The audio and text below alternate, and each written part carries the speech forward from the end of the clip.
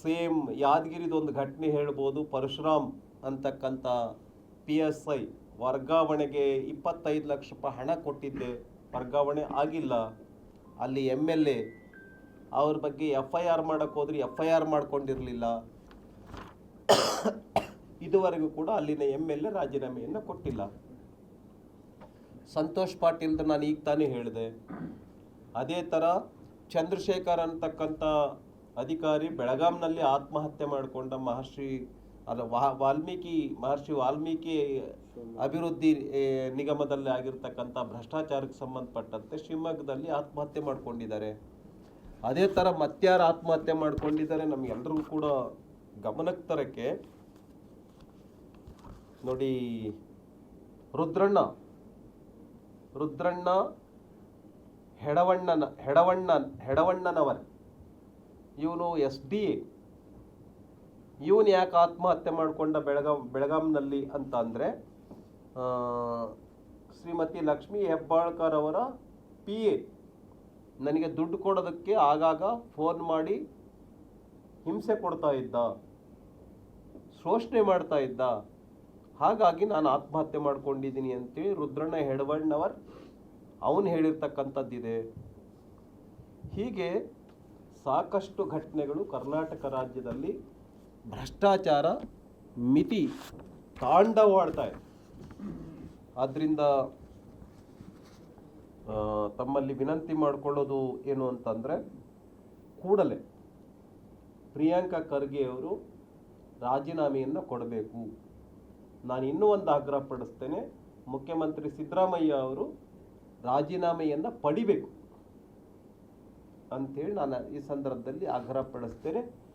ಇದನ್ನು ನೋಡೋದಕ್ಕೋಸ್ಕರವಾಗಿ ಆ್ಯಕ್ಚುಲಿ ಏನಾಗಿದೆ ಅಂಥೇಳಿ ನಮ್ಮ ರಾಜ್ಯಾಧ್ಯಕ್ಷರ ನೇತೃತ್ವದ ಶ್ರೀಯುತ ವಿಜಯೇಂದ್ರ ಅವರ ನೇತೃತ್ವದಲ್ಲಿ, ನಮ್ಮ ಛಲವಾದಿ ನಾರಾಯಣ ಸ್ವಾಮಿ ಅವರ ನೇತೃತ್ವದಲ್ಲಿ, ನಾನು ನಮ್ಮ ಗುಲ್ಬರ್ಗದ ಶಾಸಕರಾಗಿರ್ತಕ್ಕಂಥ ಮತ್ತಿಮೋಡ್ ಅವರು, ಬಸವರಾಜ್ ಮತ್ತಿಮೋಡ್ ಅವರು, ನಮ್ಮ ಬೀದರ್ ಜಿಲ್ಲೆಯ ಶಾಸಕರಾಗಿರುವಂಥ ಶ್ರೀಯುತ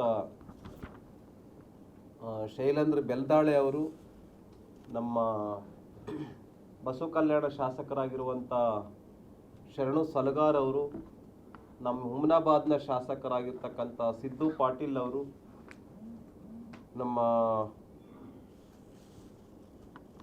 ಬೀದರ್ ಮತ್ತು ಗುಲ್ಬರ್ಗ ಜಿಲ್ಲೆಯ ಇಬ್ಬರು ಅಧ್ಯಕ್ಷರು, ಸೋಮನಾಥ್ ಪಾಟೀಲ್ ಬೀದರ್ ಜಿಲ್ಲೆ ಅಧ್ಯಕ್ಷರು, ನಮ್ಮ ಗುಲ್ಬರ್ಗ ಜಿಲ್ಲೆಯ ಅಧ್ಯಕ್ಷರಾಗಿರ್ತಕ್ಕಂಥ ಎರಡು ಜಿಲ್ಲೆ ಅಧ್ಯಕ್ಷರು, ಒಂದು ಚಂದು ಪಾಟೀಲ್, ನಂತರ ಶಿವರಾಜ್ ಪಾಟೀಲ್, ನಾವೆಲ್ಲರದು ಒಂದು ಡೆಲಿಗೇಷನ್ನಲ್ಲಿ ಬಾಲ್ಕಿ ತಾಲೂಕಿನ ಹಳ್ಳಿಗೆ, ಆ ಹಳ್ಳಿ ಹೆಸರು ಹೇಳುತ್ತೇನೆ, ತೂಗಾವ್ ಕಟ್ಟೆ ಇಲ್ಲಿಗೆ ನಾಳೆ ಭೇಟಿ ಕೊಡ್ತೇವೆ. ಮಧ್ಯಾಹ್ನ 3:30-4 ಗಂಟೆಗೆ ಭೇಟಿ ಕೊಡ್ತೇವೆ. ಅಲ್ಲಿ ಅವರ ಮನೆಗೆ ಹೋಗಿ ಪೂರ್ತಿ ವಿಚಾರಿಸ್ತೇವೆ. ಅದರ ನಂತರ ಪತ್ರಿಕಾಗೋಷ್ಠಿಯನ್ನು ನಡೆಸ್ತೇವೆ. ಬೆಂಗಳೂರಿನಲ್ಲಿ ಏನು ರೀತಿ ಪ್ರತಿಭಟನೆಯನ್ನು ಮಾಡಬೇಕು ಅನ್ನೋಂಥದ್ರ ಬಗ್ಗೆ ನಾವು ಮುಂದೆ ತಿಳಿಸ್ತೇವೆ.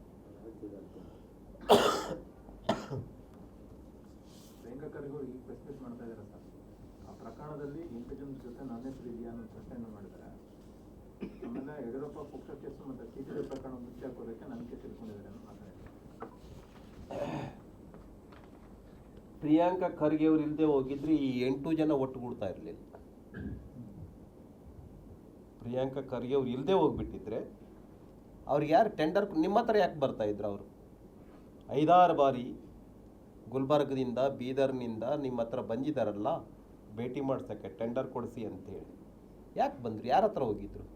ನಿಮ್ಮ ಹತ್ರನೇ ತಾನೇ ಬಂದಿರೋದು, ನೀವೇ ತಾನೇ ಫೋನ್ ಮಾಡಿರೋದು. ನಿಮ್ಮ PSಗಳದು ನಿಮ್ಮದು ಮೊಬೈಲ್ ಚೆಕ್ ಮಾಡೋಣ, ಈ ವಿಷಯದಲ್ಲಿ ಏನೇನು ಮಾತುಕತೆ ಮಾಡಿದ್ದೀರಾ ಇದೆಲ್ಲ. ಕಾಲ್ ಲಿಸ್ಟ್ ಬಗ್ಗೆ ತನಿಖೆ ನಡೆಸೋಣ. ಹಾಗಾಗಿ ಈ ವಿಷಯ ಸಂಪೂರ್ಣವಾಗಿ ತನಿಖೆ ಆಗಬೇಕು. ಹೇಗೆ ನೀವು ಈಶ್ವರಪ್ಪ ಅವರು ರಾಜೀನಾಮೆಯನ್ನು ಪಡೆದ್ರಿ ಅದೇ ದಾರಿಯಲ್ಲಿ ನೀವು ಕೂಡ ಈಶ್ವರಪ್ಪನವರು ತಾನೇ, ಈಶ್ವರಪ್ಪ ಅವ್ರನ್ನ ಟೆಂಡರ್ ಕೊಡ್ತೀನಿ ಅಂತ ಹೇಳಿದ್ರು, ಕೆಲಸ ಕೊಡ್ತೀನಿ ಅಂತ ಹೇಳಿದ್ರು ತಾನೇ. ಸೇಮ್ ನಿಮ್ಮ ಹತ್ರನೇ ಕರ್ಕೊಂಡು ಬಂದಿರೋದು ರಾಜು ಕಪ್ಪನೂರು. ಸರ್ ಅವ್ರು ಹೇಳೋದು ನನ್ನ ಹೆಸರು ಸಹ ಇಲ್ಲ, ಈಶ್ವರಪ್ಪನವ್ರ ಹೆಸರು ಅದರಲ್ಲಿ ಮೆನ್ಷನ್ ಆಗಿತ್ತು ಅಂತ. ಪ್ರಿಯಾಂಕಾ ಖರ್ಗೆ ಅವ್ರ ಹತ್ರನೇ ರಾಜು ಕಪ್ಪನೂರು ಕರ್ಕೊಂಡ್ಬಂದಿರೋದು. ರಾಜು ಕಪ್ಪನೂರು ಯಾರು ಯಾವ ಪಾರ್ಟಿ ಕಾರ್ಯಕರ್ತ? ಕಾಂಗ್ರೆಸ್ ಪಾರ್ಟಿಯ ಕಾರ್ಯಕರ್ತ. ಯಾರ ಹತ್ರ ಕರ್ಕೊಂಡು ಬಂದಿದ್ರು? ಪ್ರಿಯಾಂಕಾ ಖರ್ಗೆ ಹತ್ರನೇ ಕರ್ಕೊಂಡು ಬಂದಿರೋದು. ಪ್ರಿಯಾಂಕಾ ಖರ್ಗೆ ಅವ್ರು ಬಿಟ್ಟು ಇನ್ನು ಉಳಿದಿರೋ ಒಬ್ಬರ ಹೆಸರು MLA ಹೆಸರಿಲ್ಲ ಇದ್ರೊಳಗೆ. ಪ್ರಿಯಾಂಕಾ ಖರ್ಗೆ ಹೆಸರು ಇದೆ ಇದ್ರೊಳಗೆ, ಈ ಲೆಟರ್ನಲ್ಲಿ.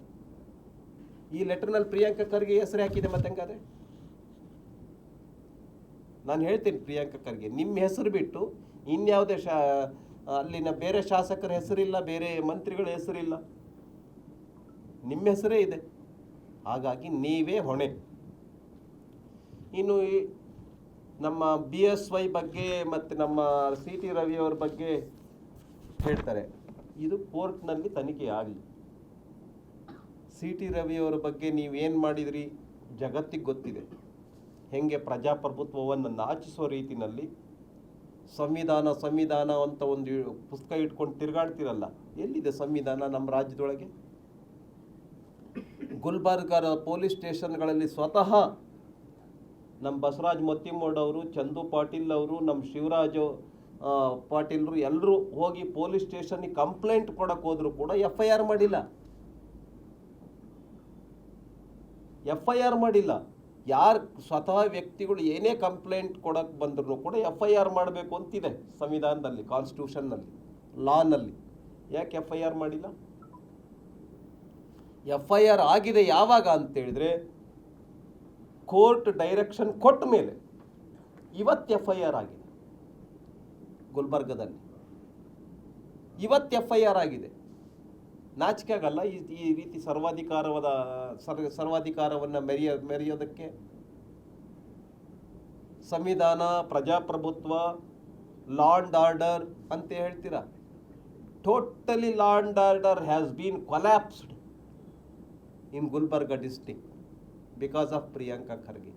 ಪ್ರಿಯಾಂಕಾ ಖರ್ಗೆ ಅವರೇ ದಿವಸದಲ್ಲಿ ಇವತ್ತು ಮತ್ತೆ ಹೇಳಿದ್ದಾರೆ, ನಾನೇ ಮನವಿ ಮಾಡಿದ್ದೇನೆ ಗೃಹ ಸಚಿವರಿಗೆ, ಸ್ಥಳೀಯವಾಗಿ ಪೊಲೀಸರು ತನಿಖೆ ಮಾಡೋದು ಸಾಧ್ಯ ಆಗದಿದ್ರೆ ಒಂದು ವೇಳೆ CID ಕೊಡಿ ಅಂತ ನಾನೇ ಖುದ್ದು ಮನವಿ ಮಾಡಿದ್ದೇನೆ ಸರ್ಕಾರಕ್ಕೆ, ಗೃಹ ಸಚಿವರಿಗೆ. ಅಂದರೆ ತನಿಖೆ ನಡೆಸಿ ಅಂತ ಹೇಳಿ ತಾವೇ ಮುಂಚೆ ಹೇಳ್ಬಿಡೋದು, ನಂದೇನು ಪಾತ್ರ ಇಲ್ಲ ಅನ್ನೋ ರೀತಿನಲ್ಲಿ. ನೋಡಿ, ಪ್ರಿಯಾಂಕಾ ಖರ್ಗೆ ಅವರು ಈ ವಿಷಯದಲ್ಲಿ ಚಾಣಾಕ್ಷರು. ನಿಮ್ಮ ಹೆಸರಿದೆ ಅದರೊಳಗಡೆ. ನಿಮ್ಮ ಹೆಸರು ಇರೋದ್ರಿಂದ ಮೊದಲು ನೀವು ರಾಜೀನಾಮೆಯನ್ನು ಕೊಡಿ, ತನಿಖೆ ನಡೆಸಿ. ನಿಮ್ಮ ಬಗ್ಗೆನೇ ಈಗ ಆ್ಯಕ್ಚುಲಿ ತನಿಖೆ ಆಗಬೇಕಾಗಿರೋದು.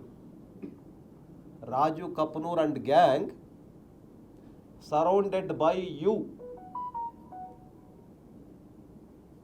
not with others. Raju Kappanur and gang ಅಂತ ಹೇಳ್ತಾ ಇದ್ದೀನಿ, ನಾಟ್ ಟೀಮ್. ಆ ರಾಜು ಕಪ್ಪನೂರ್ ಗ್ಯಾಂಗ್ ಏನಿದೆ ಅದು ನಿಮ್ಮ ಸುತ್ತಲೇ ಓಡಾಡಿ, ನಿಮ್ಮ ಹತ್ರನೇ ಏನೇ ಎಲ್ಲ ನಡೆದಿದ್ರು ಚಟುವಟಿಕೆ ನಿಮ್ಮ ಸುತ್ತಲೇ, ನಿಮ್ಮ ಡೈರೆಕ್ಷನ್ ಪ್ರಕಾರನೇ